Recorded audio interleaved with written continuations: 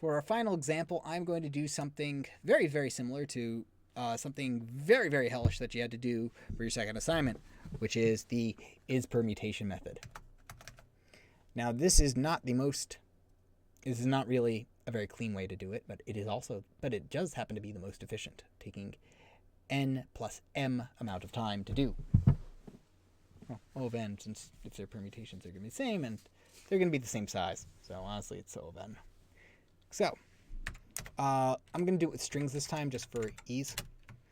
Public static boolean is permutation. String word A. String word B. And what we're going to do is ask, are these two strings permutations of each other, like Flo and Wolf, right? And for them to be permutations of each other, they have to have the same characters and the same occurrences of each characters. And this is as simple as creating a count for both. So it's not too bad. So basically, we just have to count up the number of characters in world A, count up the characters in word B, and check if they're equal. Also gives us a good chance to see, hey, how does the map.equals method work?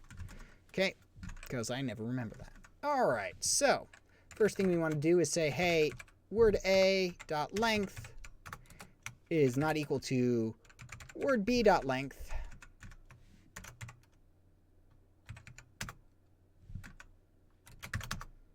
Return false, because they can't be. And I'm just going to return true. If they're different length, they're going to have different counts of characters. Okay, next, for...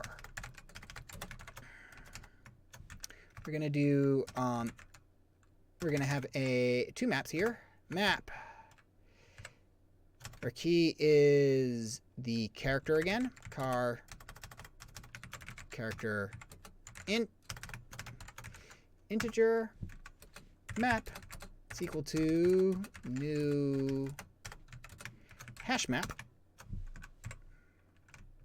Actually, we're not going to call it map. We're going to call it count1. Or count A, rather. Because it is word A. Count A. Copy. Paste. Count B. Okay. Next. And then we can pretty much use what we had before, but I'll just simply make it a bit more concise. So, for character C in word A, if count A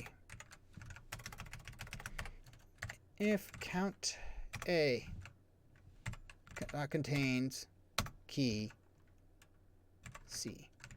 So if we've not seen it before, we're going to do count A dot put C1. Well, now we've seen it. Dot to character array. Else count A dot put the character there and count A dot get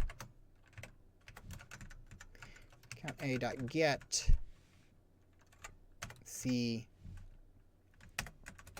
plus 1. That's just simply simplifying what this just simply condenses what we have over here into one line. Now we could do the same and then we do the same thing for count B. For count B, copy, paste, B. And what we can do is just simply say and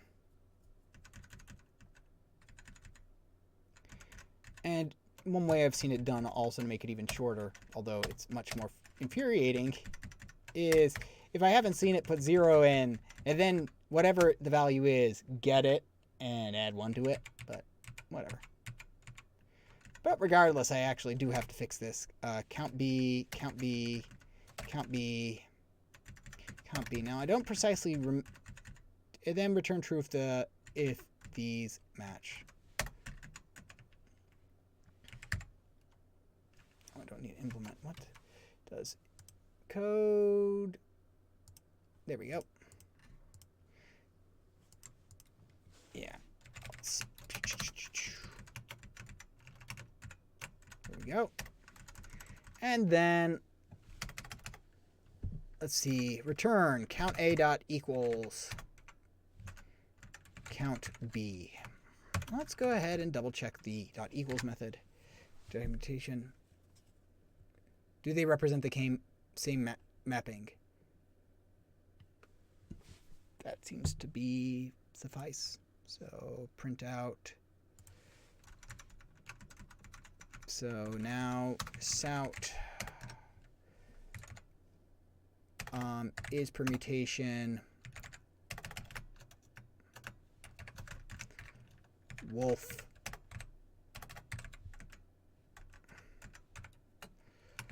flow. We'll see. Does this work? True. They are the same. Flowed. Or flowed, rather. False. Excellent. And then finally, flip. Should return false as well. Excellent.